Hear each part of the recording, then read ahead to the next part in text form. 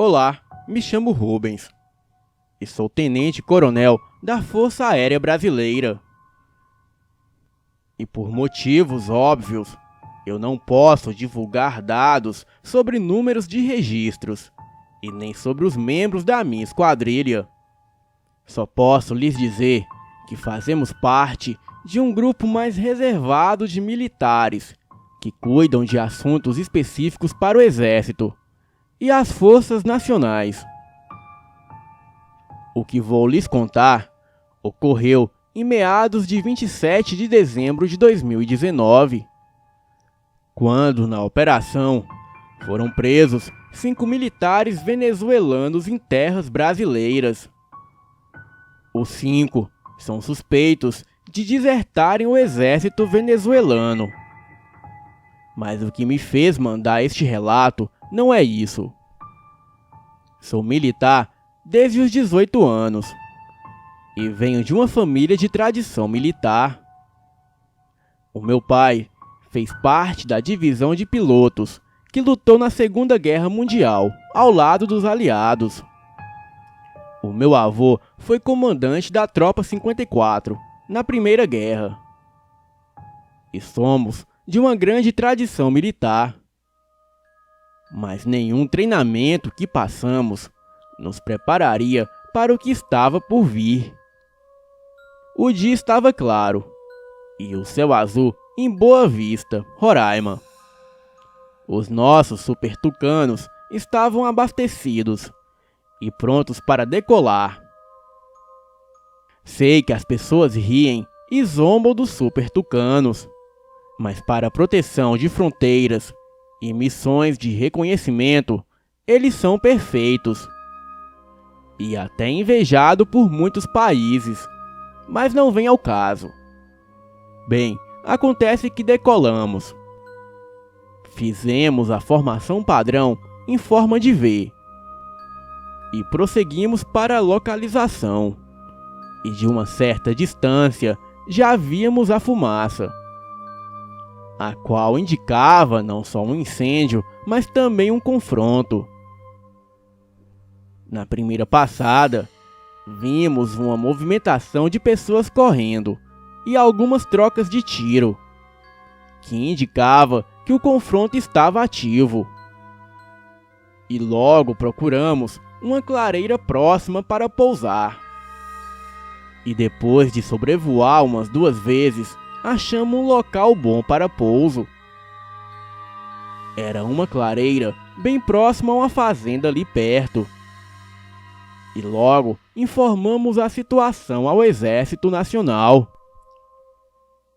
Fomos orientados a prosseguirmos para uma localização próxima, onde esperaríamos por reforços. Decidimos que deixaríamos os aviões escondidos perto das árvores, de onde poderíamos decolar com facilidade, e também os manter seguro e despistar curiosos. As tropas de apoio levariam cerca de 18 horas para chegar em nossa localização. Isso duraria por volta do raiar do dia. Ali perto havia um velho celeiro, e nós o tomamos como abrigo. Porém, quando chegamos perto do celeiro, vimos coisas que nos fizeram pensar 2 vezes antes de entrar. Havia uma imagem de Nossa Senhora de Fátima pendurada na porta, junto com alguns crucifixos. Isso poderia até não ser grande coisa, mas acontece que tinha um cheiro muito forte de carne podre e cachorro molhado. Aquele cheiro era insuportável.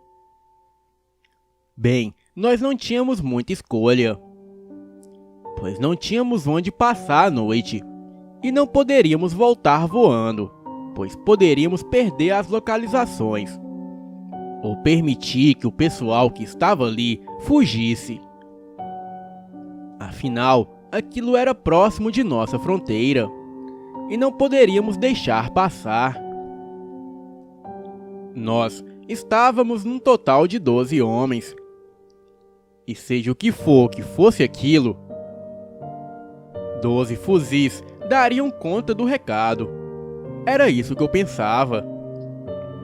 Bem, logo caiu a noite, e um nevoeiro denso e uma chuva leve faziam daquele cenário um cenário de filmes de terror. E o cheiro de cachorro molhado só aumentava.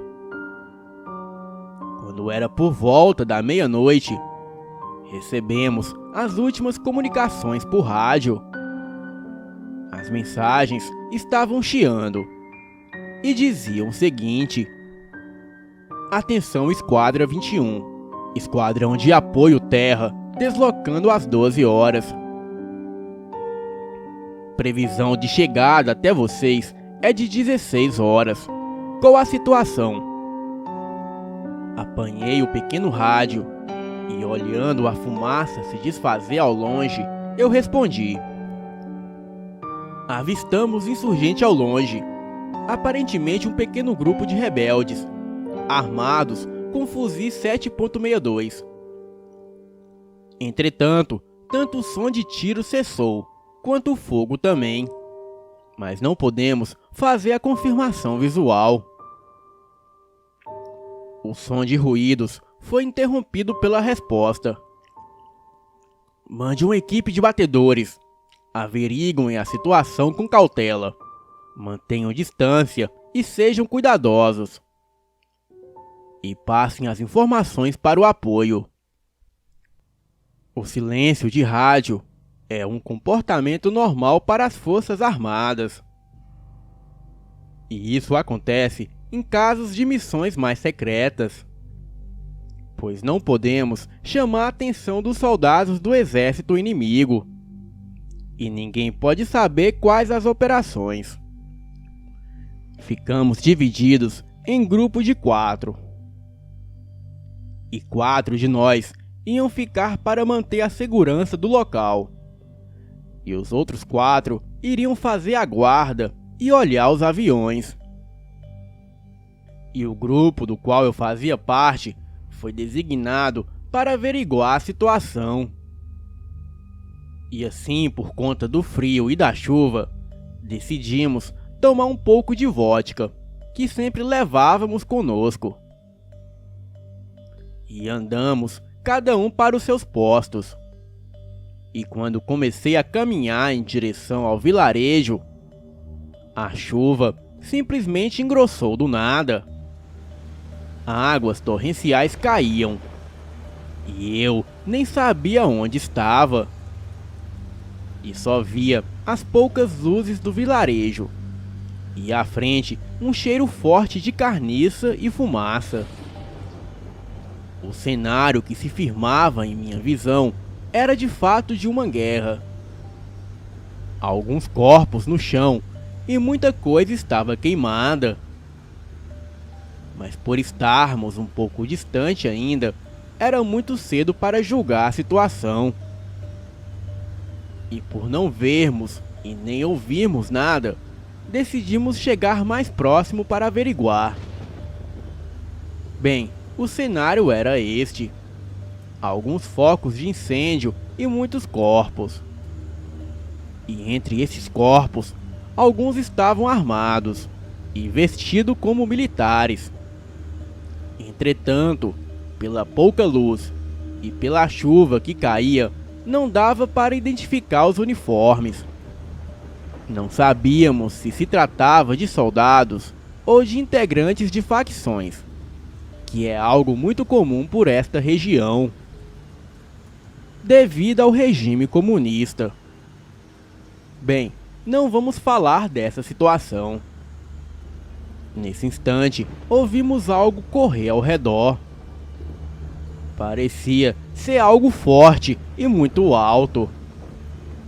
E neste momento, um dos soldados que me acompanhava cometeu um erro. Ele acendeu a lanterna do seu fuzil.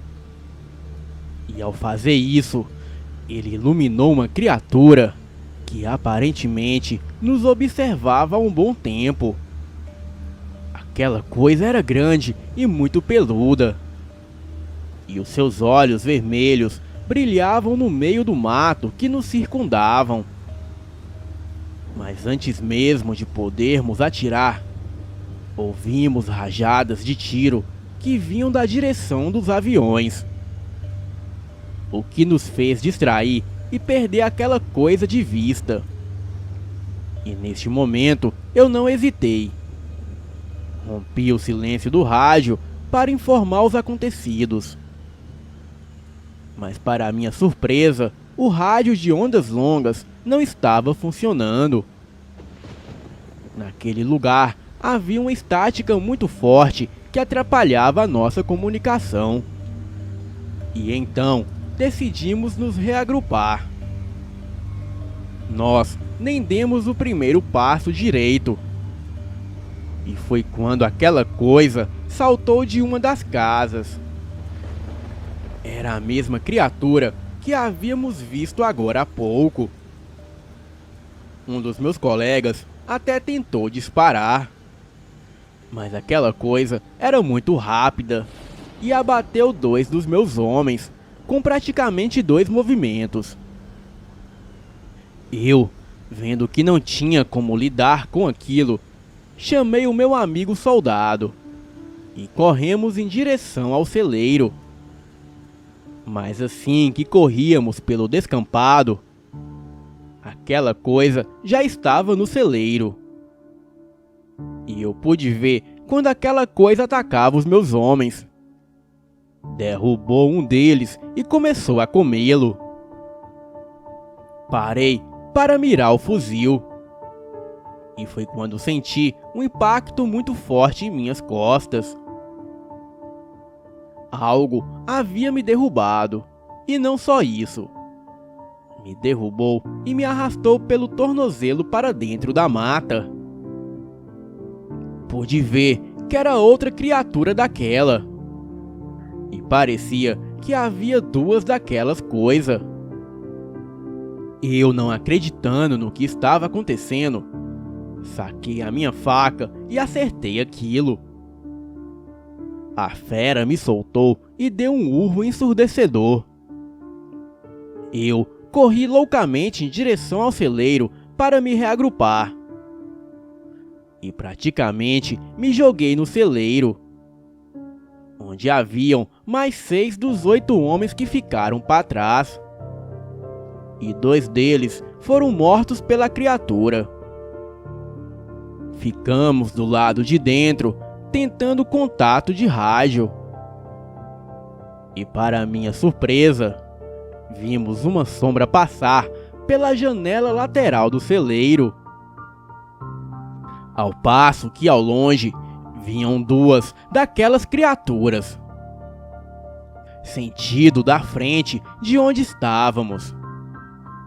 E outras 2 estavam correndo atrás de nós nos fundos do local. Bem, não tínhamos como explicar aquilo. E nem se eu quisesse, eu conseguiria explicar. E mesmo se eu conseguisse o contato de rádio, como explicaria aquilo para o meu comandante? Bem, logo falei para os soldados. Senhores, não temos como escapar daqui com vida. E nem como explicar para o comandante essa situação. Então, vamos para cima com tudo. É morrer ou viver. Mas vamos chegar aos aviões e vamos decolar daqui. Esperamos que as criaturas estivessem todas na frente do celeiro, mas isso não aconteceu. Aquelas criaturas simplesmente não paravam de se movimentarem. Corriam de um lado para o outro e pareciam estarem ansiosas e muito sedentas por sangue. Naquele momento, nem passou pela minha cabeça que elas não haviam entrado para o celeiro. Então, eu não pensei nisso. Apenas destravei o fuzil e decidi que sairia dali vivo ou morto. Mas sairia. Eu simplesmente corri com os meus homens em direção aos aviões. Corremos muito, mas não o suficiente. E quando chegamos a uns 10 metros dos aviões, as criaturas nos encurralaram. E foi aquela bagunça de tiros para todos os lados. Coisas correndo e pessoas sendo derrubadas e machucadas. Eu fiz a única coisa que consegui. Enquanto todos atiravam e tentavam matar aquelas coisas, eu corri para o meu avião. Sei que quem me viu naquela hora achou que eu ia fugir dali sem ajuda. Mas não foi isso que eu fiz. Assim que entrei no avião, eu abri o canopy, que é aquele vidro que fica na cabine do avião. Apanhei uma granada de gás que sempre levávamos no avião para casos de emergência. E antes de poder mirar para jogar, ouvi um barulho alto de um impacto no metal. Senti uma coisa grande me bater nas costelas. Uma dor como se eu tivesse levado uma facada. E senti as minhas entranhas remoerem. Logo, caí meio que de lado, mas não antes de puxar o pino da granada. O gás logo escapou e vi aquelas coisas virem em minha direção. Ouvi uns tiros e apaguei. E quando acordei, já era de manhã, com um oficial médico me examinando. Ele disse que eu fui esfaqueado por militares venezuelanos que estavam em território brasileiro. Da minha esquadra, só restaram 6 dos 12 soldados. E todos eles podem confirmar a minha história. Entretanto, o governo vai passar tudo isso a panos limpos. As notícias até saíram. 5 militares presos em território brasileiro suspeitos de desertar. Mas eu te pergunto, o que militares fazem na floresta brasileira desarmados e escondidos? Sem falar que não foram deportados. Bem, se eu não for morto e não for preso, eu conto como tudo isso terminou. Mas até aqui, isso é tudo. Boa noite.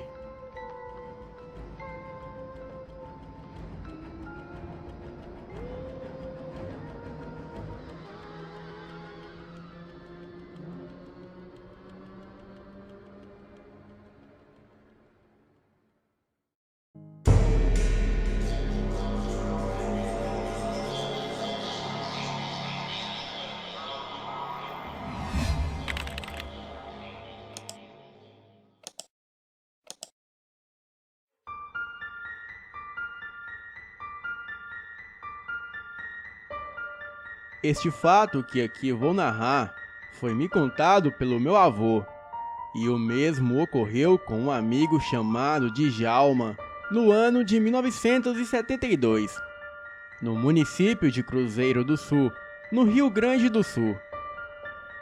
Bem, vamos ao relato. O meu avô tinha um amigo chamado Djalma, e além de amigo, era um velho conhecido dos tempos que os dois trabalhavam junto na roça, quando eram crianças. Hoje em dia, este amigo já é falecido. Bem, este fato se passa numa época em que o Djalma e o meu avô estavam trabalhando juntos numa roçada.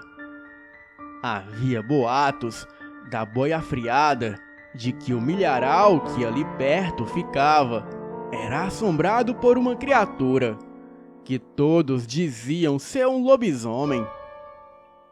Então, por isso, todos os dias, quando o relógio marcava 5 horas da tarde, a peãozada já arrumava as coisas e iam embora antes do pôr do sol.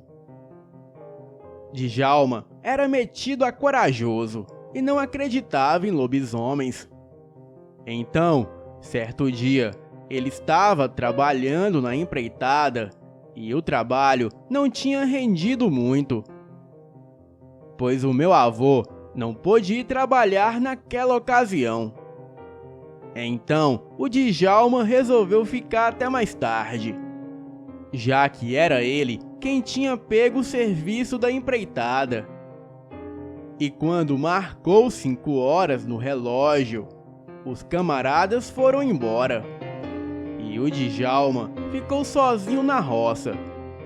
E depois de um tempo a mais de serviço, logo escureceu. Então ele resolveu ir embora. E para ir para casa, o caboclo precisava andar uns 4 quilômetros a pé. E de quebra, era necessário passar pela estrada do milharal, que todos diziam ser assombrada pelo lobisomem. Djalma estava encorajado e não acreditava em nada do que o povo dizia.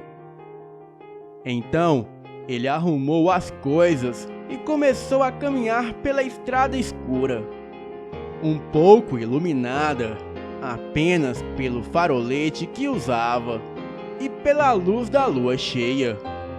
E ainda para piorar, era período de quaresma. Bem, depois de andar uns 200 metros pela estrada, era por volta de 8h30 da noite. Djalma começou a ouvir passos atrás dele, mas quando olhou para trás, não viu ninguém. Então, continuou o seu caminho, e os passos novamente foram ouvidos. Agora, parecia o barulho de algo muito pesado andando. Djalma olhou para trás novamente, clareou com o farolete e não viu nada. E quando olhou para frente, ele viu de relance um vulto passando muito rápido à sua frente e entrando no meio do milharal. Neste momento, ele sentiu um arrepio na espinha. O vento começou a assobiar e a balançar as folhas dos pés de milho. E logo em seguida, um uivo estrondoso ecoa de dentro do milharal. Então Djalma apressou os passos e já estava quase correndo. Mas de repente, o vento parou e tudo fica em silêncio. Djalma se acalma e continua caminhando, agora mais tranquilo. Porém, uns 5 minutos depois, se ouve um barulho no meio do milharal, como se algo muito pesado e grande corresse por dentro do milharal. O barulho foi se aproximando de Djalma. Então, ele não pensou 2 vezes e começou a correr. E nisso, começou a ouvir fungados e passos daquela criatura que parecia ser muito grande e pesada. E aquilo corria atrás dele. E para não se assustar com o que visse, ele nem fez questão de olhar para trás. Apenas continuou a correr. Djalma já estava sem fôlego, até que de repente, mais uma vez, todo aquele barulho parou. E ele viu uma silhueta negra entrar para o milharal e se afastar. Então, já sem fôlego e forças para correr, ele continuou andando pela estradinha de terra. Ele andou em passos rápidos por uns 10 minutos, sem nada de estranho acontecer. Até que Djalma parou bruscamente ao se deparar com um sujeito estranho à sua frente, um pouco distante. E ele só foi perceber aquele sujeito à sua frente a uns 10 metros de distância dele, pois a sua preocupação era sempre ficar olhando para trás, para ver se aquela criatura ainda o perseguia. O cara estava parado na estrada, de pés no chão, roupa maltrapilha todo cheio de hematomas pelo corpo e com um pano cobrindo o rosto. Ele estava descalço e as suas unhas eram enormes, tanto dos pés quanto das mãos. Djalma tentou falar com ele, mas ele não respondeu nada. O homem rosnava e veio em sua direção. E nessa hora, surgiram do meio do milharal cerca de 4 homens, todos maltrapilhos e pareciam mendigos. Eles usavam panos na cara que escondiam os seus rostos. E todos vinham rosnando feito bichos em direção a Djalma. Então, Djalma pensou em voltar para trás, mas estava ouvindo um barulho horrível, como se fosse uma multidão de pés descalços vindo correndo. E desta vez, vozes e gritos desesperados também eram ouvidos. Pedidos de ajuda, choro e até uivos. E para piorar as coisas, Djalma percebeu que aquele homem que estava em sua frente agora estava de 4 no chão, e ele se transformava em uma criatura horrível, o que Djalma pôde descrever como sendo um lobisomem. Os seus ossos estalavam e rasgavam a sua pele, e do seu corpo saía uma pelagem negra. As suas pernas se contorciam para trás, e as orelhas dele ficavam maior e pontudas, assim como seus dentes. O homem gritava, enquanto seus olhos assumiam uma cor avermelhada. Então, Djalma, desesperado, enfiou a cara no meio do milharal e correu tudo o que pôde. Deixou as suas coisas caírem no meio do caminho e tudo mais. E enquanto corria, ele ouvia muitas vozes e via os pés de milho se mexendo, como se tivesse muita gente no meio do milharal. E depois de correr muito, Djalma chegou até uma cerca e a atravessou, e assim deixou o milharal. Correu mais um tanto, mas agora por um pasto, e enfim chegou a um ponto onde, mesmo sem iluminação, já havia uma casinha aqui e outra acolá. Ele parou e olhou para a plantação de milho, totalmente arrepiado e assustado, e viu silhuetas de homens, mulheres e crianças pedindo ajuda. E todas aquelas figuras pareciam mutilados e desfigurados. Uma certa luz ficava ao redor daquelas silhuetas, como se fossem almas. E todos estavam correndo. E Djalma pôde ver um total de 5 bestas feras. E aquelas criaturas corriam atrás daquelas pessoas que gritavam de desespero, enquanto as feras uivavam num tom amedrontador. Assim, Djalma definiu eles. Esses perseguidores eram rodeados por um envoltório negro. Pareciam demônios meio homem e meio cão, como se fossem espíritos do mal. Djalma não quis ficar ali para ver o desfecho da história. Correu por mais um tempo e chegou na casa de um amigo, já que tinha perdido o rumo da própria casa. E depois de 2 horas, quando recuperou o fôlego, ele contou o acontecido. E o amigo disse que realmente o milharal era assombrado. E em outros tempos antigos, Era ali uma plantação de cana, onde muitos trabalhadores foram explorados, torturados e muitos foram mortos pelos patrões, até mesmo as crianças.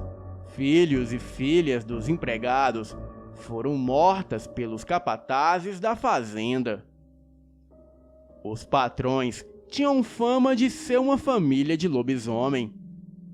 Então, qualquer menor delito que um trabalhador fizesse, ele era solto no milharal à noite e, em seguida, o seu patrão, já transformado em lobisomem, iniciava a caçada ao indivíduo pelo milharal.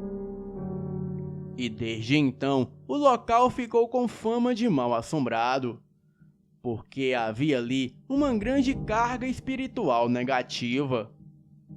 A família Lupina deram no pé quando a polícia começou as investigações e nunca mais foram encontrados. No dia seguinte, Djalma contou tudo isso ao meu avô, e os dois não voltaram mais a trabalhar neste lugar. E não era para menos. Boa noite.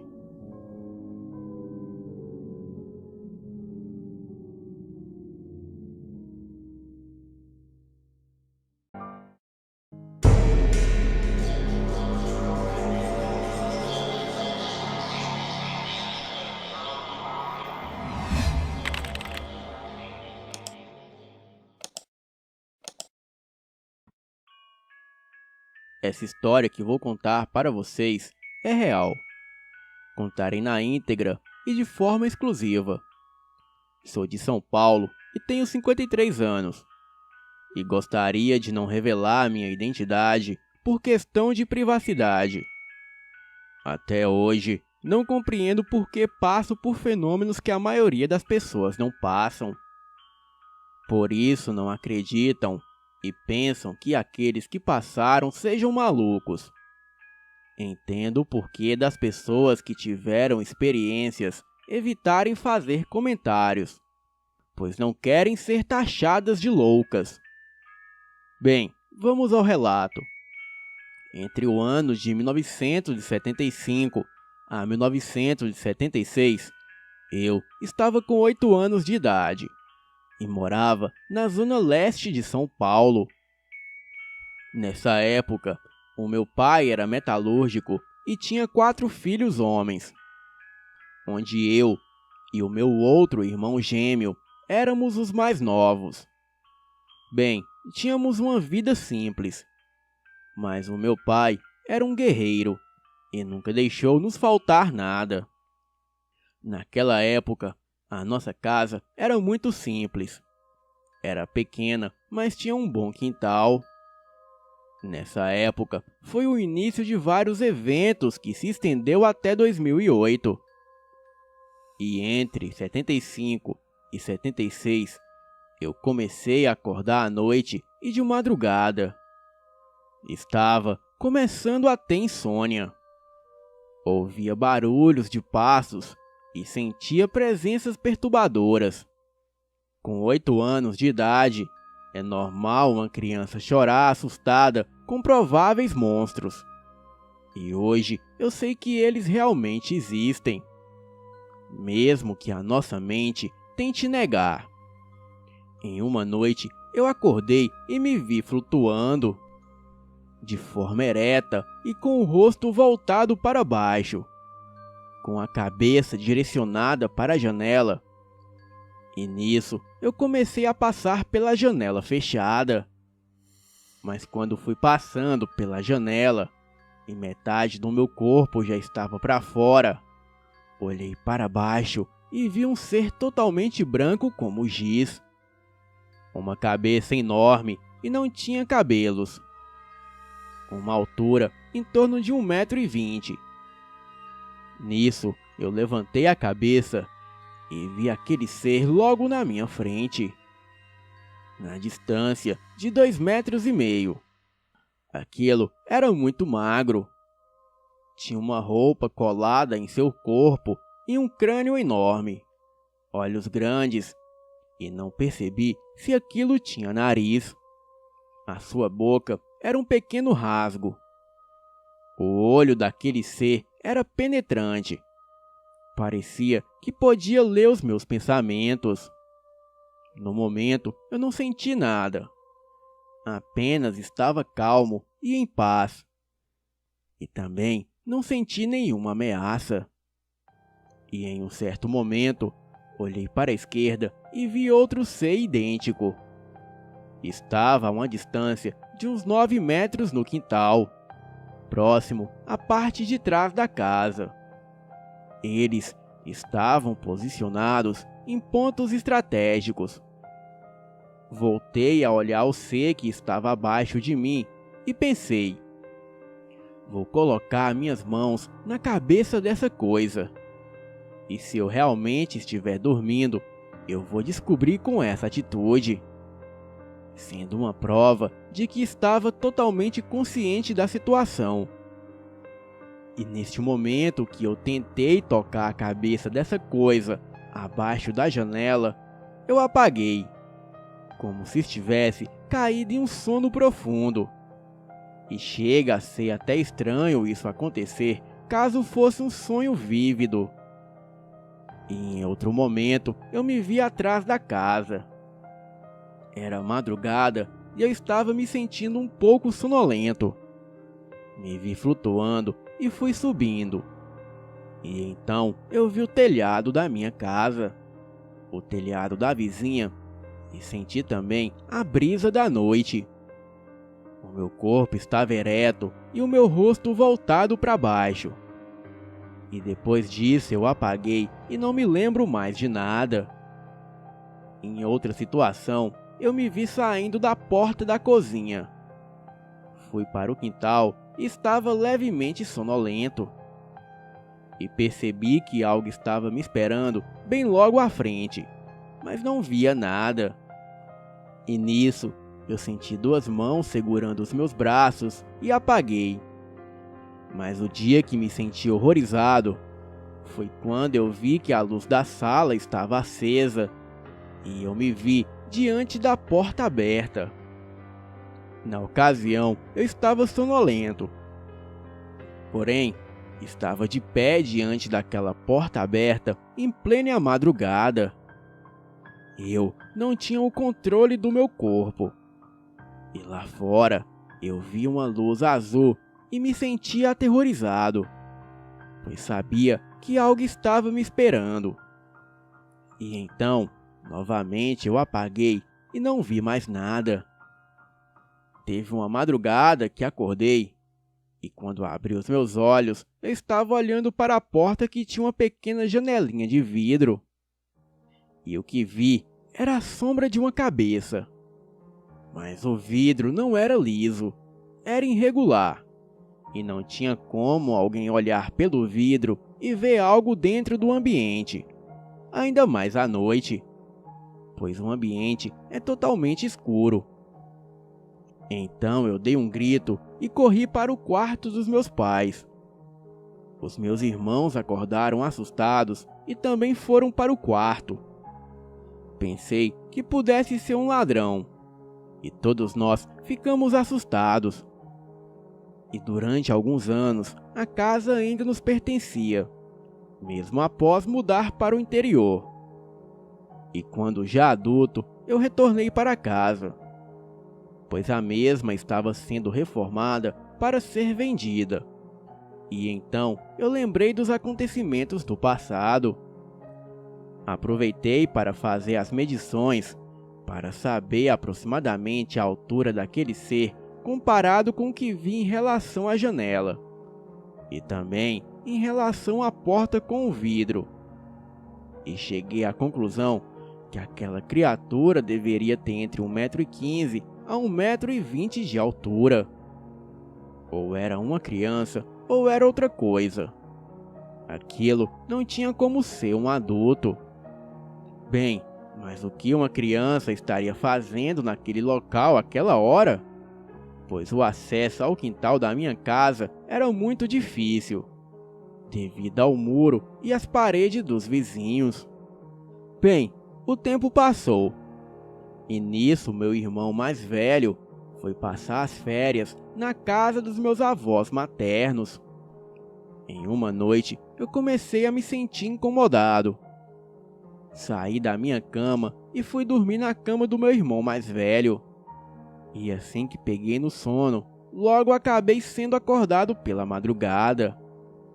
Eu estava com o rosto voltado para a parede. E então eu vi a sombra de um ser. Pude ver o seu corpo delgado e uma cabeça grande. Ele estava imóvel, pois percebeu que eu havia acordado. E aquela coisa não queria que eu tivesse uma atitude inadequada. Então eu fiquei paralisado também, só observando aquela sombra na parede. E na hora eu senti um enorme choque. E pelos meus cálculos, eu percebi que estava de pé em cima da cama do meu irmão gêmeo. E daí, uma voz falou em minha mente: "Finja que está dormindo, feche os olhos e vire. Mas abra os olhos lentamente para ver se vê algo." E assim eu fiz. E ao abrir os olhos, eu não vi nada. Acredito que o ser telepaticamente entrou em minha mente e me enganou. Pois se possuem poder e tecnologia, ficou na invisibilidade. Fiquei assustado e entrei debaixo do cobertor e dormi posteriormente. Nessa casa, eu passei por vários eventos. Um tempo depois, eu fui para o interior, na região de Campinas. E os fenômenos estranhos continuaram. E onde na idade de 15 a 16 anos, em um dia de muito calor, eu dormi com a janela aberta. Na época, eu morava em um sobrado. E desta vez em uma casa muito grande, com vários quartos e banheiros, sala e cozinha enorme. Ali tinha um quarto que era voltado para o fundo da casa. E eu fiquei dormindo nele. Mas pela madrugada eu acordei e não conseguia me mexer. E também não conseguia abrir os olhos.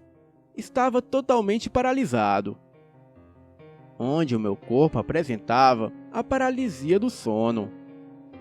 Porém, eu estava totalmente consciente, mas o meu corpo não respondia.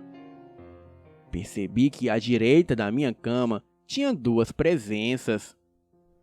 Eles conversavam de uma forma totalmente estranha, em uma língua que eu nunca ouvi. Em um momento, um deles deu uma risadinha, como se estivesse rindo da minha lastimável situação naquele momento. Em pensamento, eu comecei a orar. E nisso, eu consegui ter o controle novamente do meu corpo. E ao abrir os olhos, eu não vi nada dentro do quarto. Mas fiquei profundamente perturbado e assustado com aquilo todo. E mais do que depressa, eu acendi a luz e fechei a janela. Bem, eu não sei o que fizeram comigo, mas desde aquele dia eu nunca mais dormi de janela aberta. A partir daquele momento, eu lembrei de todos os eventos que passei desde criança. Comentei com a minha família a respeito, mas todos não deram bola. Não acreditaram e até acharam que eu estava ficando maluco. Em vários momentos, eu acordava com marcas e manchas estranhas no corpo, onde uma vez acordei com uma marca e mostrei para minha mãe. Aquela situação estava me irritando e perturbando. E em 1996, eu pensei que se eles realmente estavam agindo em minha vida e se pudessem ouvir os meus pensamentos, eles responderiam o que eu tinha em mente, pois eu precisava provar para a minha família que eu não estava maluco e que as experiências que tive foram reais. Comecei a ir no quintal de casa à noite, e nisso comecei a pensar neles, e a mentalizar onde eu estava, e pedia para eles virem. Naquela época não existia o Google Earth, mas como eu tinha um bom conhecimento de geografia, eu comecei a mentalizar o planeta Terra, os continentes e a América do Sul, e em seguida o Brasil e o estado de São Paulo, e a cidade do interior na região de Campinas. Mentalizei também o bairro, a rua e a casa. E fiz isso por uma semana. Na época, trabalhava com os meus irmãos em uma firma de produtos químicos em uma cidade vizinha. E no final do expediente, fomos embora para casa. E ao chegar, paramos em frente. E ao descer do carro, vimos a vizinha com a sua filha olhando para o céu. E nisso, também olhamos para a mesma direção. E para o nosso espanto, era um disco voador de uns 10 metros de diâmetro. Ficamos chocados, e eu senti como se o meu corpo estivesse eletrizado. E todos nós ficamos com medo e paralisados. O objeto estava a uns 100 metros de altura. Naquela época, não existia celulares como hoje. E nós nem pensamos em procurar a câmera fotográfica que utilizava filme, pois nem sabíamos se estava carregada. E também não queríamos perder aquele acontecimento. O objeto estava pairando acima do meu bairro, bem acima do local onde mentalizei para eles. Aquilo foi uma coincidência muito grande. Embora não acredito muito em coincidências. Muitas pessoas na cidade testemunharam e não entendo por que mantiveram silêncio sobre o assunto. O objeto ficou pairando no ar por cerca de meia hora. E depois começou a subir na vertical em direção ao espaço, até sumir. A partir desse dia, os meus irmãos e pais passaram a acreditar em mim e acreditar que de fato esses seres existem. E depois de alguns anos, eu mudei para outra casa muito maior. Mas quando visitei a antiga vizinhança que também testemunhou, eu comentei a respeito e todos se lembraram. O marido da vizinha ficou surpreso, pois acredito que na época ela contou para ele, mas o mesmo não acreditou. Quero lembrar a vocês que naquela época não existiam drones no Brasil. E aquele objeto tinha o formato de um disco, como se fosse um prato sobre o outro. Não tinha forma de balão, e o mesmo não tinha como ficar fixo no céu por mais de meia hora.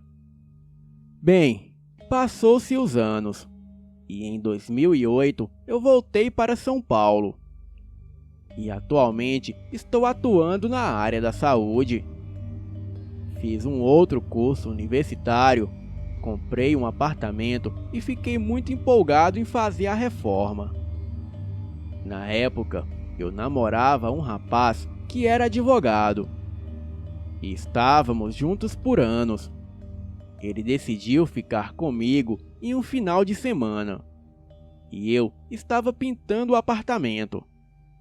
E o mesmo não havia mobília, pois havia comprado recentemente e precisava deixar em ordem antes de mobiliar.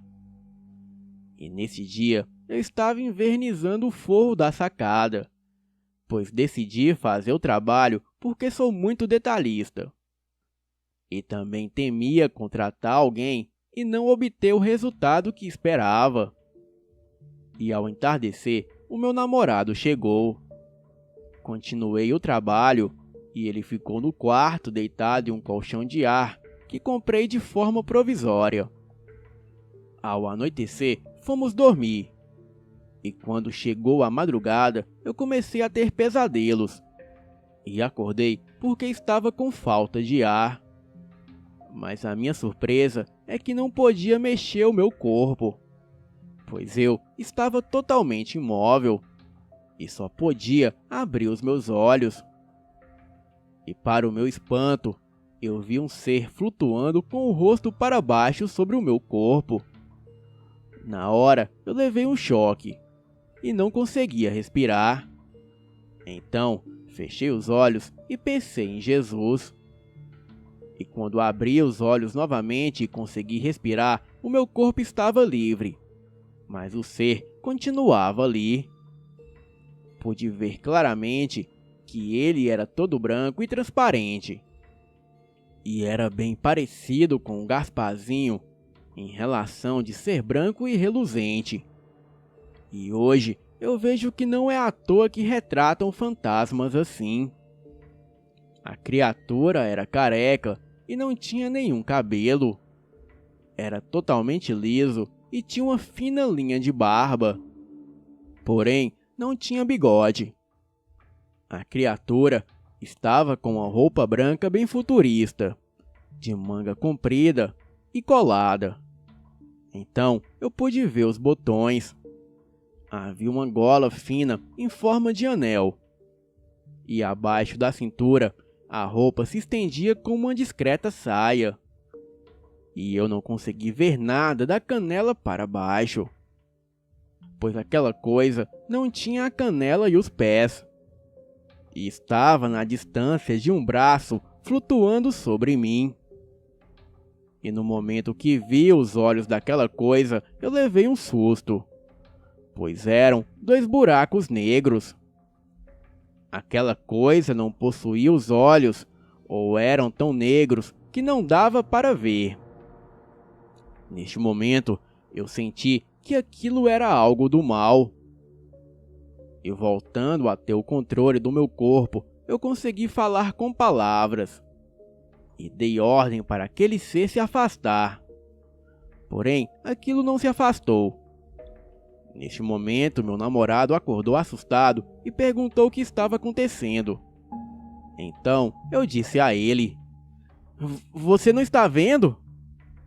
E ele respondeu: "Vendo o quê?" Na hora, eu fiquei mais chocado, não foi com a presença daquela entidade, mas sim porque o meu namorado não via o que eu estava vendo. O ser continuava ali. E nisso, eu dei ordens para ele se afastar em nome de Jesus. Ele começou a flutuar até o teto e se dissolveu como uma fumaça atravessando o teto. O meu namorado estava bastante assustado. Bem, e eu também estava em choque, pois foi uma experiência horrível. E até hoje eu fiquei sem entender o porquê dele não estar vendo o que de forma lúcida eu via. Percebi que aquele ser não era deste mundo, e muito menos do bem, pois aquilo era semelhante a um dementador. E aquela coisa estava sugando as minhas energias e me asfixiando. Tudo o que relatei aconteceu comigo. O mais interessante é que os meus 2 irmãos mais velhos começaram a recordar eventos semelhantes na infância. O meu irmão gêmeo não lembra de nada, mas foi pego em flagrante em estado de sonambulismo tentando sair de casa na madrugada. Acredito que era dessa forma que aquelas criaturas nos forçavam a sair de casa, para fazer com a gente o que bem entendessem. Bem, através dos anos com estudos sobre o assunto, eu descobri que muitas pessoas passaram por essas experiências. Boa noite.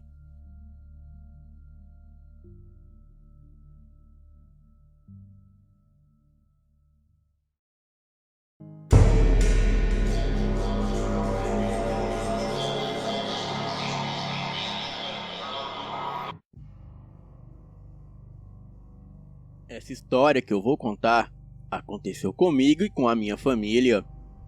E eu garanto que tudo foi verdade e ao mesmo tempo horrível. Em 1998, eu e a minha família fizemos um passeio e fomos para a região de São Francisco do Sul, em Santa Catarina. fazendo uma pescaria de fim de semana em um dos rios da região. E tudo estava correndo tranquilamente. Estávamos pescando, conversando e rindo bem descontraídos, quando em um determinado momento algo nos chamou a atenção. Observamos na margem oposta do rio algo sair da água. Ficamos todos espantados e assustados, pois não conseguimos identificar direito o que era aquela coisa que havia saído da água. Era uma criatura com fisionomia semelhante à de um homem branco, de pelo menos 1,80 m de altura, sem traços faciais aparentes, contendo apenas um rasgo no local da boca. Ele possuía um braço longo e outro que parecia ter sido amputado mais ou menos na altura do cotovelo. Era horrível e assustador. Aparentemente, ele parecia estar muito tempo dentro da água, pois tinha sua cabeça e costas enrugadas pelo constante contato com a água.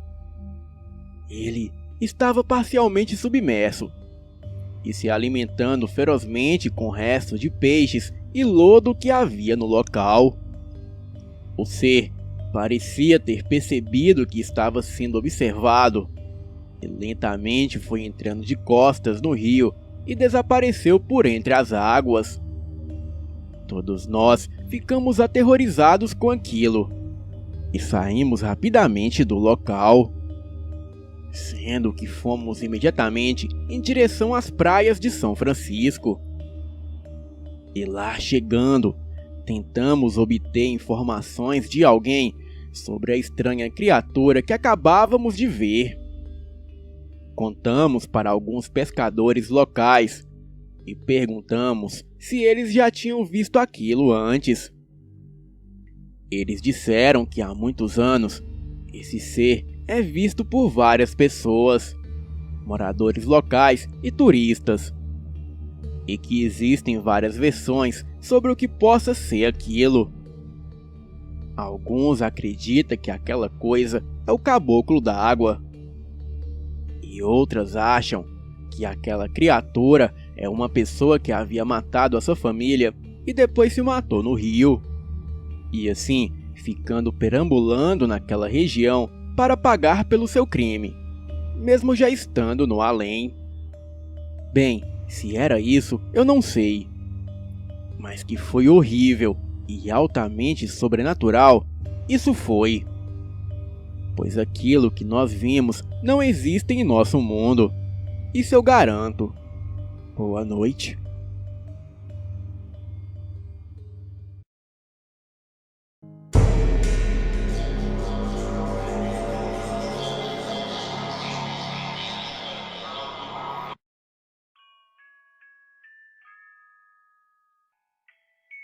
Olá, boa noite.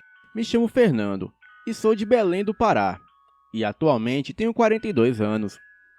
O relato que vou contar é sobre um cemitério antigo, já tombado pelo patrimônio histórico da minha cidade, e fica nos dias atuais localizado em um bairro nobre.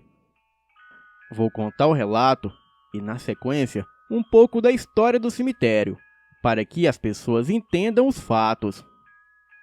Este relato não aconteceu comigo. Ele foi contado pela minha avó, que ouviu quando jovem, e nos repassou nos dias em que sentávamos com os vizinhos na porta de casa para jogar conversa fora já tarde da noite. Bem, eu não sei o ano do ocorrido, mas acredito que seja na década de 50 ou 60. Francisca era empregada doméstica na casa de um desembargador. O casarão se localizava em frente a uma praça bem próxima ao cemitério. E como tantas outras pessoas na época, Francisca era uma mulher muito religiosa e costumava ir à missa celebrada na capela do cemitério da Soledade. Nesta época, ainda eram realizadas missas dominicais lá, e hoje ela se encontra abandonada. E um certo domingo, após um longo dia de trabalho e uma noite de sono pesado, Francisca acordou sobressaltada e crente que tinha perdido a missa das 6 horas. Ela arrumou-se depressa e saiu rumo à capela, sem olhar no relógio da sala da casa de seus patrões. E como a sua condição não permitia que apanhasse um táxi, a doméstica ia sempre a pé. E tal era a pressa que a Francisca nem estranhou o estado deserto em que se encontravam as ruas naquele dia. E chegando ao cemitério, Francisca logo concluiu que realmente perderá a hora. Afinal, a capela estava lotada e quase não havia assentos disponíveis. Porém, a Francisca encontrou um assento no último banco. E após fazer as suas preces penitenciais, Francisca notou que o padre não estava no altar. E ao olhar ao seu redor, notou que todos seguravam velas em suas mãos. Alguns até portavam mais de uma vela em cada mão. E mesmo achando estranho, ela achou melhor baixar a cabeça e esperar a entrada do padre. E depois de esperar alguns minutos, que para Francisca parecia uma eternidade, pois ela ainda tinha que retornar a tempo de preparar a mesa do café dos seus patrões, Francisca resolveu perguntar a alguém sobre o motivo da demora em começar a missa. Ao seu lado só estavam sentados homens. E como a Francisca foi criada segundo a crença que uma mulher solteira não devia puxar assunto com homens desconhecidos, ela levantou-se e foi até uma jovem que estava ajoelhada, próximo do altar. Ela se ajoelhou e fez que estava rezando. E após perceber que a moça terminara a sua prece, perguntou se ela saberia informar por que a missa ainda não havia sido iniciada. E ao olhar com mais atenção para o rosto da jovem, a Francisca percebeu que ela era extremamente magra. E os seus olhos estavam fundos e olheiras profundas. Chocada com a face doentia da jovem, ela desviou o olhar para os outros e notou o mesmo aspecto em todos. E foi quando a jovem respondeu que ainda estava cedo demais para a missa começar. Francisca então replicou, perguntando o motivo daquela aglomeração, se a missa ainda estava longe de começar. A moça então respondeu que eles eram as almas dos que estavam enterrados no Soledade e haviam morrido vítimas de cólera. E estavam esperando as preces de seus parentes. Atordoada, Francisca saiu correndo. E ao chegar na casa dos seus patrões, entrou correndo e gritando. Assustados, os patrões que foram socorrer a sua empregada no portão ouviram o seu espantoso relato. E após esse episódio, a Francisca acabou adoecendo, sendo acometida por uma misteriosa febre. Uma semana depois dessa febre, a pobre doméstica acabou enlouquecendo. O cemitério em questão foi inaugurado em 1850 e marca o momento histórico de enterros anteriores realizados em igrejas ou em suas imediações. O número de pessoas enterradas neste local ultrapassa os 30 mil, impulsionados pelas vítimas de duas epidemias, a febre amarela de 1850 e a cólera de 1885. Os enterramentos cessaram em 1880, mas as pessoas continuavam a visitar o cemitério, pois começaram a manifestar devoções às santas almas do purgatório ao lado do cruzeiro, que acontece até os dias atuais, e mais frequente nas segundas-feiras, com queima de velas durante o dia e a noite, e devoções de populares por algumas sepulturas específicas, que são consideradas santos populares, bem como a das escravas Domingas e Anastácia, e do menino Zezinho. Bem, este é o meu relato. Boa noite.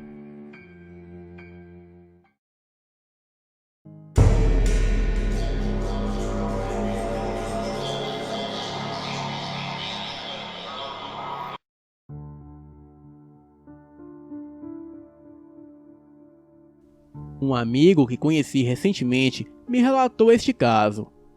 Hoje, trabalhamos como professores na mesma escola. Declaro que ele é uma pessoa culta, lúcida e pouco dada a desvaneios vulgares e comuns, o que torna ainda mais extraordinária a história por ele relatada. Bem, vamos ao relato. Em uma das inúmeras aventuras que ocorrem durante a adolescência, este meu amigo, que chamaremos de Tiago, e vários outros companheiros que não conheci, haviam-se reunidos na clareira de um pequeno bosque cercado em sua cidadezinha natal para beber, rir e conversar. Era por volta de meia-noite e todos se divertiam. Nada de anormal. E poucas são as pessoas que nunca fizeram coisa parecida. Aquele que era líder natural do grupo teria advertido a todos de como proceder se alguém, especialmente algum policial, se aproximasse. Ninguém se apavora ou corre. Todos aqui já têm seus 18 anos. Estamos só com bebida. E não tem nada demais. Se nos revistarem e não acharem nenhuma droga ilegal, eles vão embora. E a gente continua a nossa festa. Menciono este fato porque este líder sensato foi o primeiro a correr quando os sons começaram e o primeiro a ver a coisa. Após isso, todos ficaram algum tempo conversando e rindo de forma tranquila, até que ouviram alguns ruídos estranhos na mata ao nosso redor. De início, pensaram que poderia ser a polícia fazendo alguma ronda ou algum curioso que ouviu os sons do pessoal naquele local. Mas, no entanto, não era nada disso. Então, aqueles sons na mata foram se aproximando, e de repente pairou um silêncio pesado, quase sólido. E em seguida, tudo o que se ouviu foram passos pesados e rápidos se aproximando, parecendo ser de algum quadrúpede, que fazia o chão tremer. E aqueles que olhavam na direção daquilo que se aproximava disparavam em pânico. E quando Tiago olhou, o que ele viu o encheu de terror. E eu me lembro dele se arrepiar todinho ao me contar. Acompanhado os sons e vibração dos passos, aquilo era como de um enorme touro. Ele via galhos das árvores e arbustos quebrando e dando passagem a um enorme animal. Também graveto sendo esmagado pelos seus cascos e mais nada. Ali havia apenas os sinais da passagem de algo se aproximando veloz. Mas por incrível que pareça, não havia nenhuma criatura visível. Era como se a besta que os perseguia, apesar de sólida e tangível, não pudesse ser vislumbrada por olhos humanos. Enxergava-se através dela as plantas que ela quebrava e deformava, e ouvia-se a sua corrida veloz cada vez mais próxima. E isso era tudo, e não havia nada sólido para ser visto. Todos alcançaram a cerca de arame e a saltaram de qualquer jeito, e muitos conseguindo cortes feios feitos nas farpas da cerca, e outros esfolados e com contusões bem sérias. A coisa os perseguiu até ali, mas quando o último pulou a cerca, os sons cessaram e ficou tudo silencioso, como se não houvesse nenhuma criatura viva naquele bosque. Todos comentaram apavorados o fenômeno, e o que cada um disse que vira fechava perfeitamente com os outros relatos. o que exclui a hipótese de efeito do álcool ou alucinação. Bem, o que teria sido aquilo? Alguém teria perguntado, mas até hoje a pergunta permanece sem resposta. E aquele fato se tornou um grande mistério do sobrenatural. Boa noite.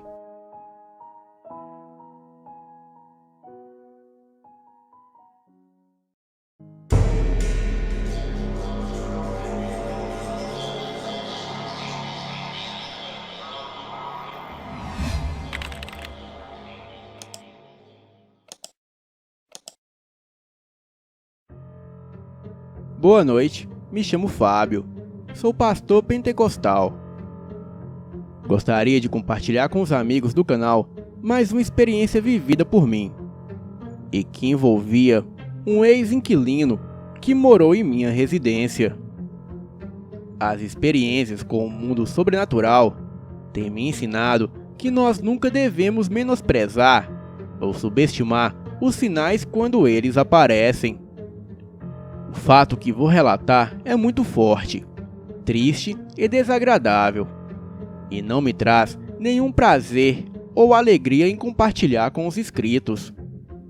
Infelizmente, eu não pude impedir que o pior acontecesse, e teve como consequência morte, com ocorrências policiais, processos jurídicos e destruição completa de um lar aparentemente feliz. Estão documentados em hospitais, delegacia, fórum e em manchetes de jornais na cidade de Ipatinga, Minas Gerais. Vamos ao relato.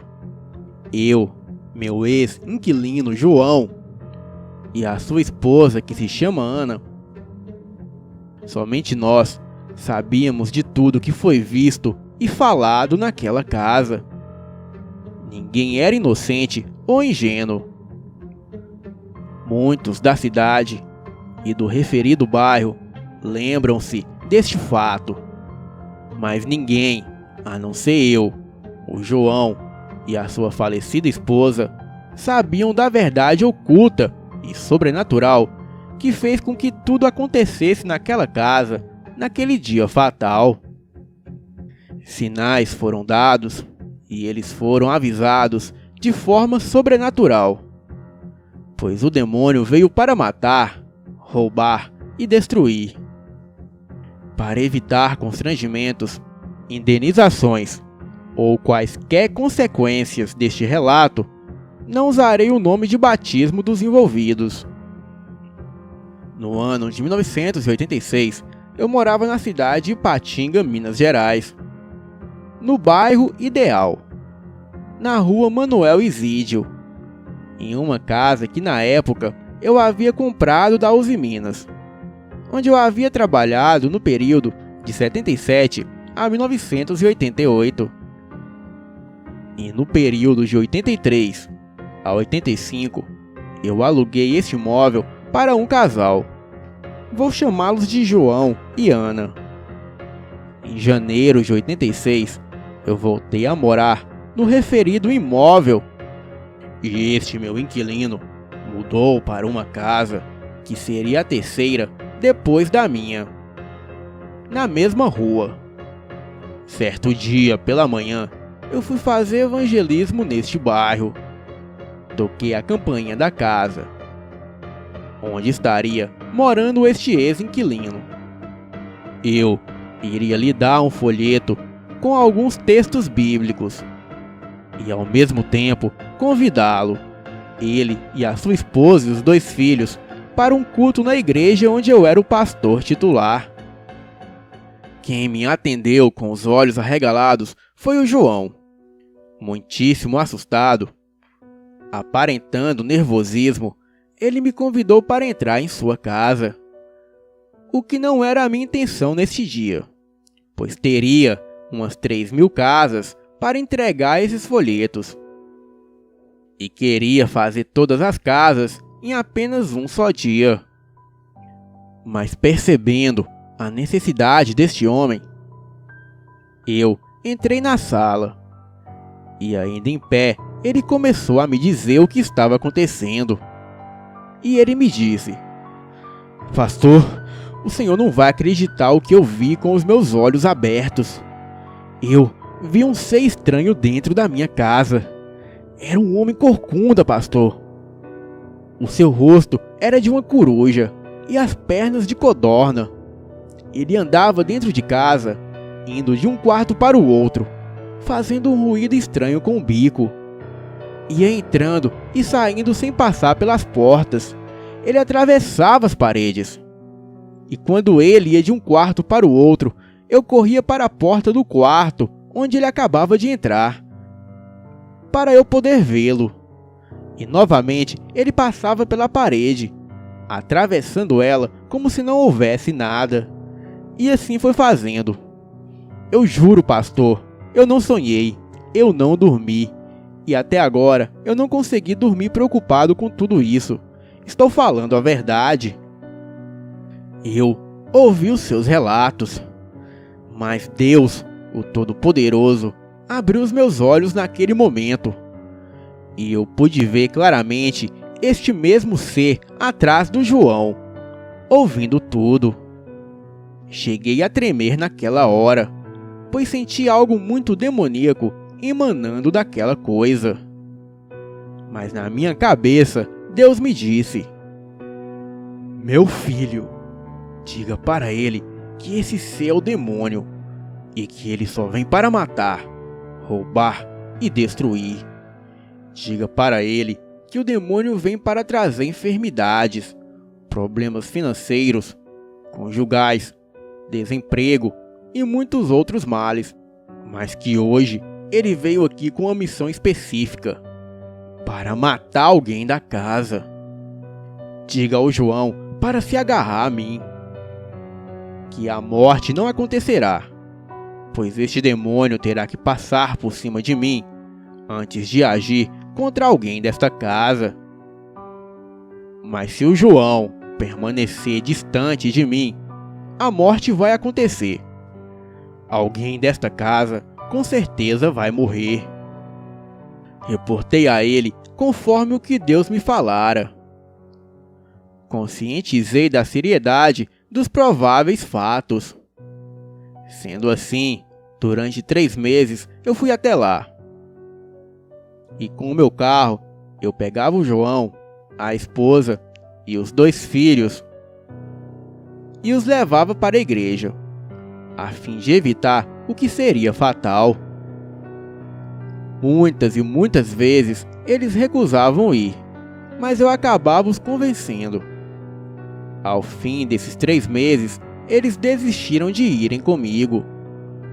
O João e a esposa desacreditaram em tudo que viram e ouviram. Principalmente o marido, que teve a visão com os seus próprios olhos. Eu trabalhava na Uzi Minas. Era sábado, a minha folga semanal, e a minha esposa foi até a casa deste casal. Eu havia deixado o meu carro com um amigo para ele viajar a um casamento em certa cidade. E ele havia deixado a sua moto comigo. Coloquei o meu filho primogênito de 3 anos na moto e fui dar um passeio no bairro. Passei em frente à casa deste casal e vi o marido sentado do lado de fora em uma cadeira, em volta de uma mesa. A minha esposa acabava de adentrar no quintal do casal e estava por bater na porta para chamar a Ana. Eu passei em frente e gritei o João, dizendo que dentro de 5 minutos estaria ali na casa dele para conversarmos. Vi nitidamente todas as janelas e portas fechadas, e foi rápido o meu passeio. Foi menos de 5 minutos. Quando retornei, a rua se encontrava aglomerada de pessoas. A minha esposa, bastante assustada, agitada e nervosa, veio até mim e me disse: Meu bem, a Ana acabou de se matar. Ela trancou toda a casa, deixou um bilhete para o João e se trancou dentro do banheiro. e com uma espingarda cartucheira de 2 canos, ela deu um tiro no coração. Meu bem, ela puxou o gatilho com os dedos dos pés. Eu estava batendo na porta e o João estava do lado de fora da casa. A casa estava toda fechada. E em seguida, eu ouvi um barulho muito grande e um grito dela chamando pelo João. Quando eu cheguei na casa do casal, o João já havia socorrido a esposa e a levado para o hospital. Deixei o meu filho com a minha esposa e saí correndo com a moto para o hospital. Passei por um caminho que seria o mais longe, indo do bairro Ideal, passando pelo bairro Cariru. Corri muito naquele dia. Cheguei ao hospital e eles ainda não haviam chegado. Esperei quase 1 hora. Percebi que eles vieram pelo caminho oposto, que seria o mais perto. Seria do bairro Ideal, passando pelo Horto. Só que nesse trecho, havia na época trilhos de linha férrea do Vale do Rio Doce. E sempre as locomotivas com muitos vagões paravam, interditando o prosseguimento do itinerário até o hospital. E foi exatamente o que aconteceu. Eles foram pelo caminho mais curto. E quando se aproximaram deste local, coincidentemente do mesmo horário, veio a locomotiva com muitos vagões e interrompeu o trânsito. E eles ficaram em um engarrafamento, impossibilitados de fazer o retorno, para ir por outro caminho. Este engarrafamento pendurou por horas. Eles demoraram muito, mas chegaram. Eu corri até o carro. O João segurava sua esposa em seus braços. E outra pessoa estava ao volante. Eu a tomei em meus braços, toda ensanguentada e já morta. O marido chorava muito e começou a me dizer: "Pastor, ela agora está morta, eu não acreditei em você. Pastor, ela morreu, pastor." Falou com remorso e permaneceu chorando copiosamente até o dia do sepultamento. Fizemos o funeral. Houve ocorrência policial. Mais adiante, os familiares que nada viram processaram o marido por assassinato. Eu e minha esposa fomos intimados judicialmente como testemunha dos fatos. E conforme descrevi aqui, nossos depoimentos constam nas audiências judiciais. E sempre que vou para Ipatinga, visito o João em sua nova residência. Realmente, aquele ser corcunda, rosto de coruja e com pernas de codorna, veio para matar, roubar e destruir. Ele cumpriu fielmente a sua missão naquele lar. Não estou me gabando de estar certo, mas é como diz aquele velho e bom ditado: quem avisa, o seu amigo é. Boa noite.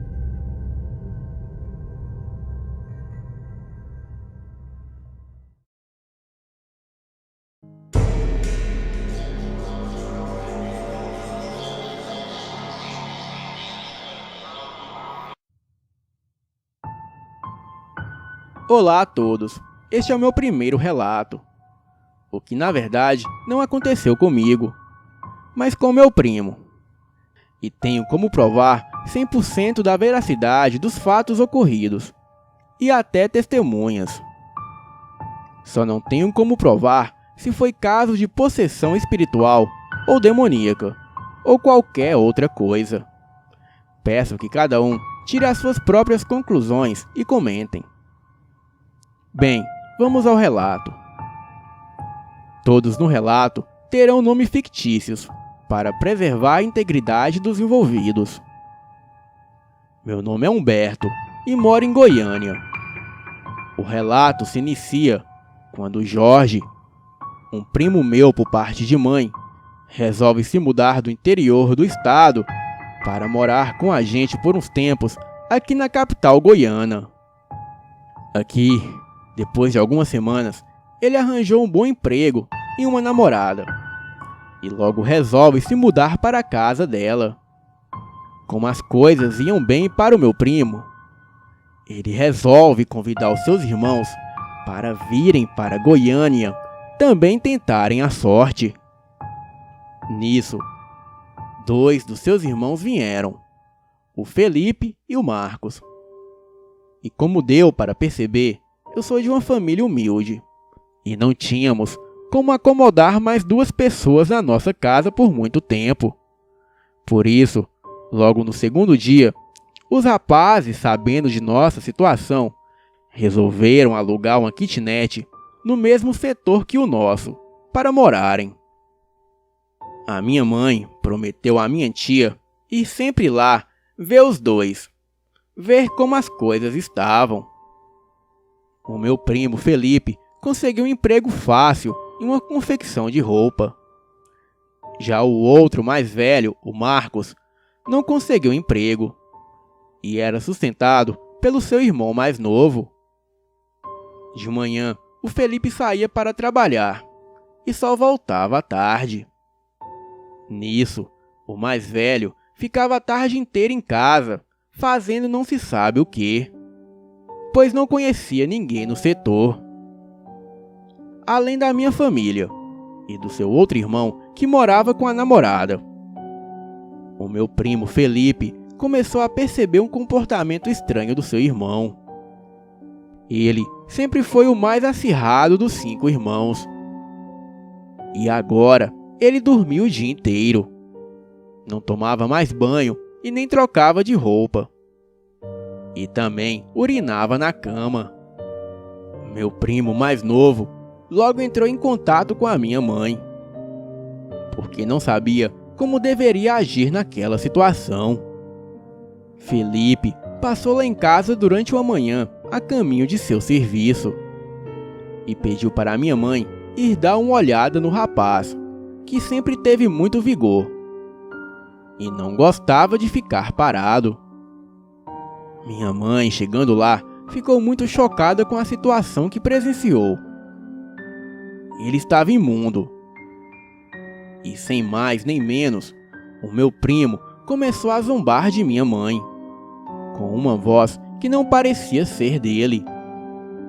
A minha mãe, que é muito religiosa, percebeu na hora do que se tratava, mas não estava preparada para lidar com a situação que se deparou.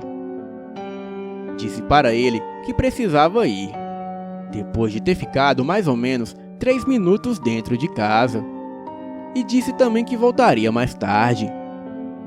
Mas o meu primo disse que iria com ela. Do jeito que ele estava, todo imundo e anormal. Então ele começou a segui-la. A minha mãe, temendo a situação, andava depressa. E o meu primo atrás dela, falando coisas do tipo: "Este cavalo está sofrendo muito. E eu já mostrei para ele o seu futuro lá. Lá é quente. E ele chorou muito quando foi lá a primeira vez." A minha mãe já estava muito nervosa nesta hora, quando meu primo, sem motivo nenhum, começou a xingar umas crianças que brincavam na rua. Ele as xingava dos piores palavrões e quase que bateu em um menino que estava entre eles.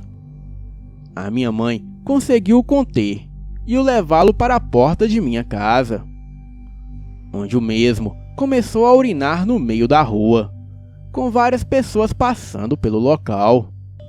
Ele ria muito alto, e sempre se referindo a ele mesmo na terceira pessoa.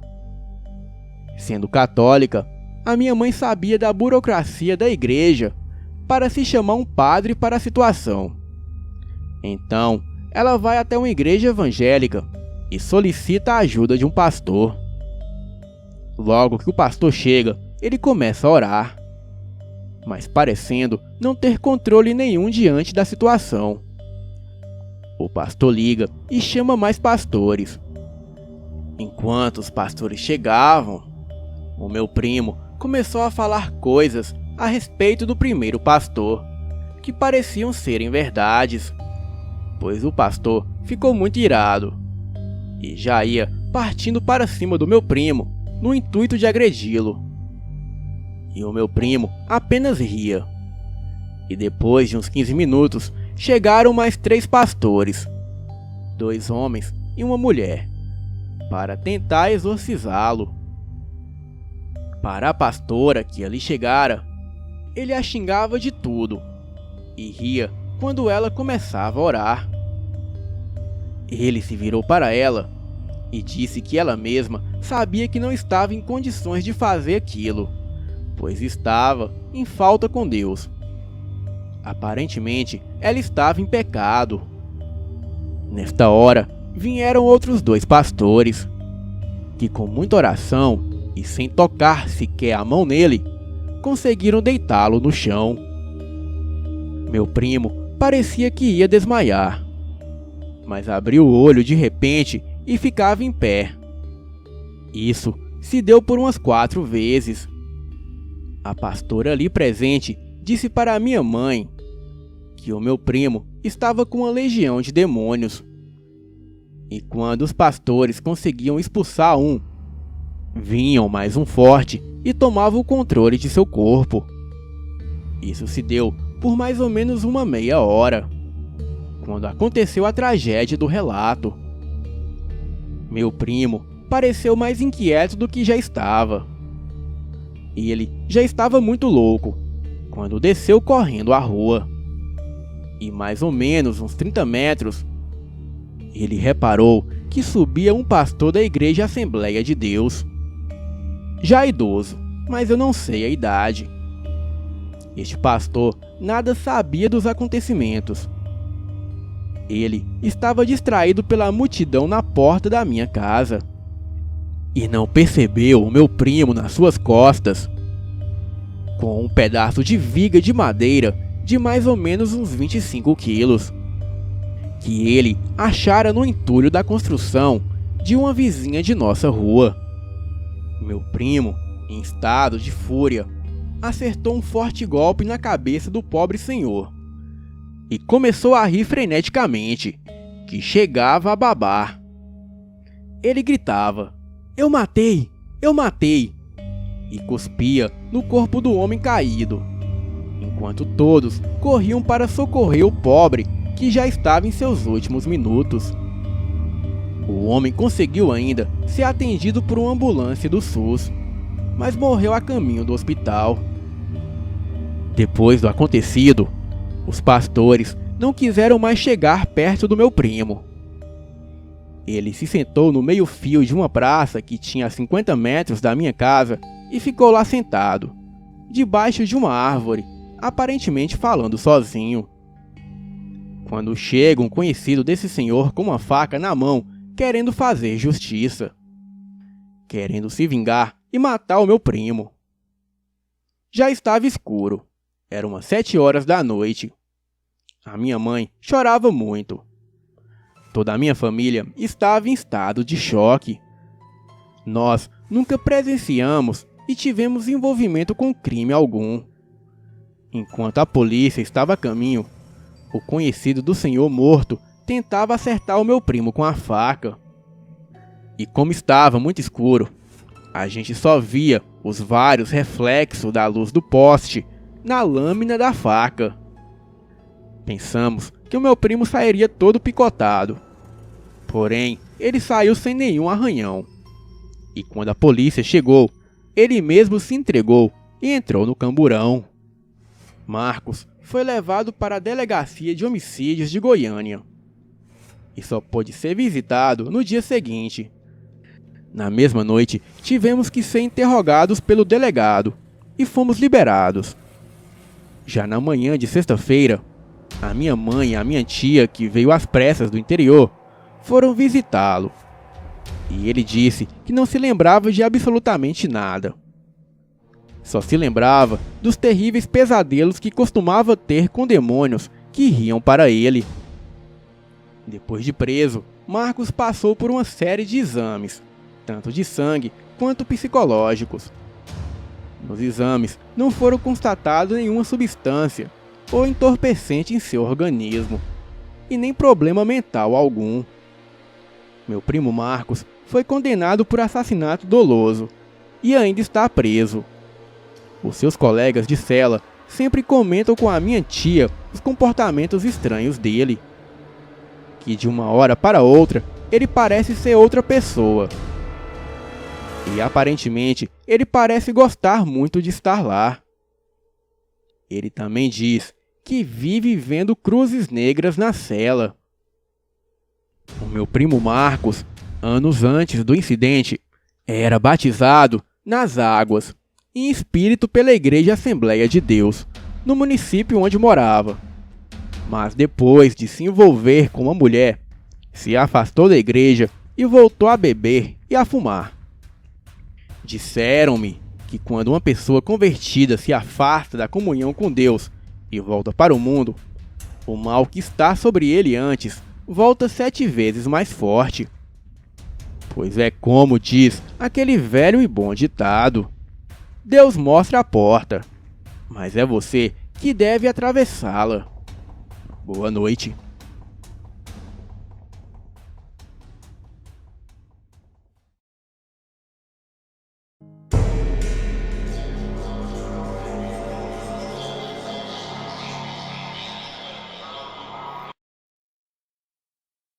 Vou contar o que aconteceu quando fui passar uns dias no sítio da minha tia.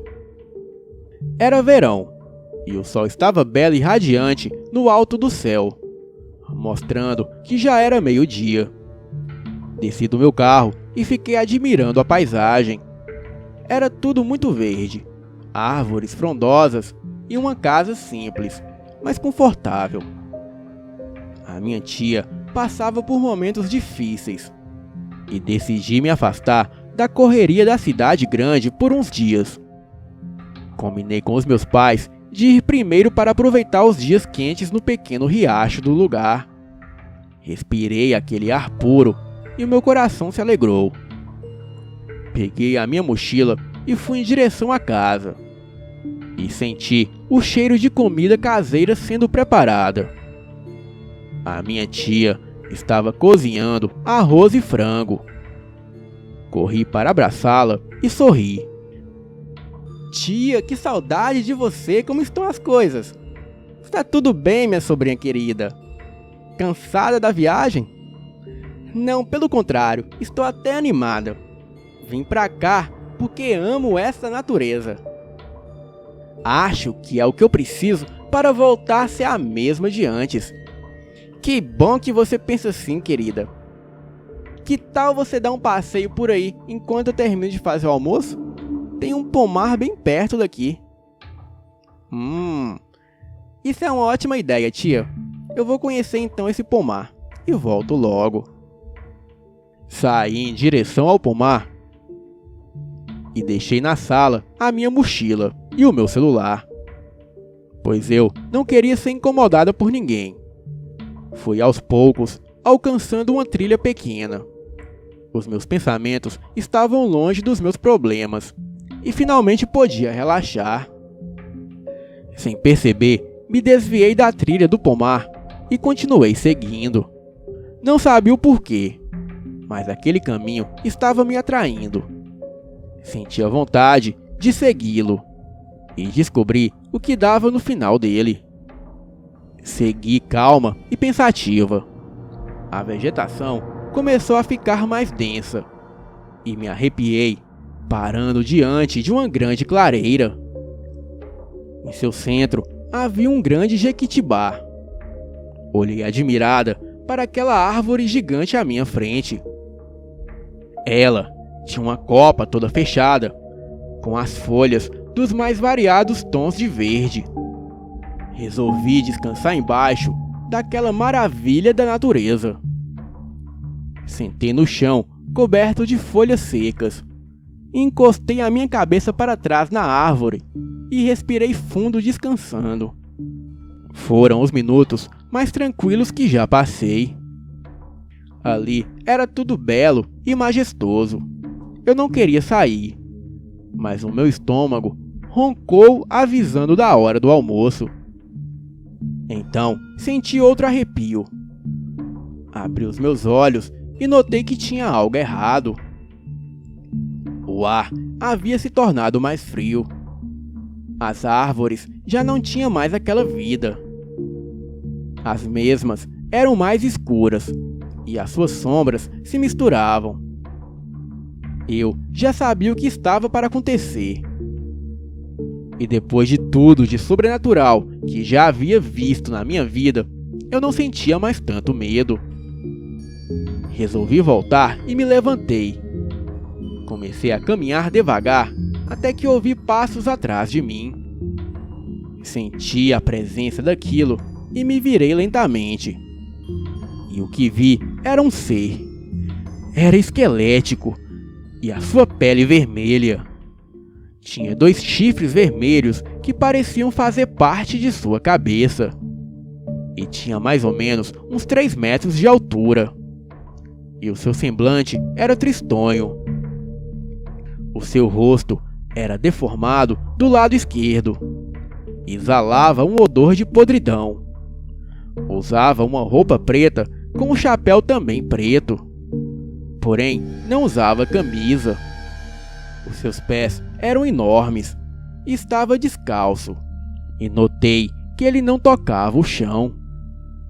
Olhei fixamente e dei um passo para trás, sentindo o meu corpo todo formigar. Em meu pensamento, ele disse com uma voz baixa e lenta: "Nunca mais se aproxime do que é meu." Nesse instante, olhei para a árvore e reparei que do outro lado, em meio às suas gigantescas raízes, havia uma oferenda de magia negra.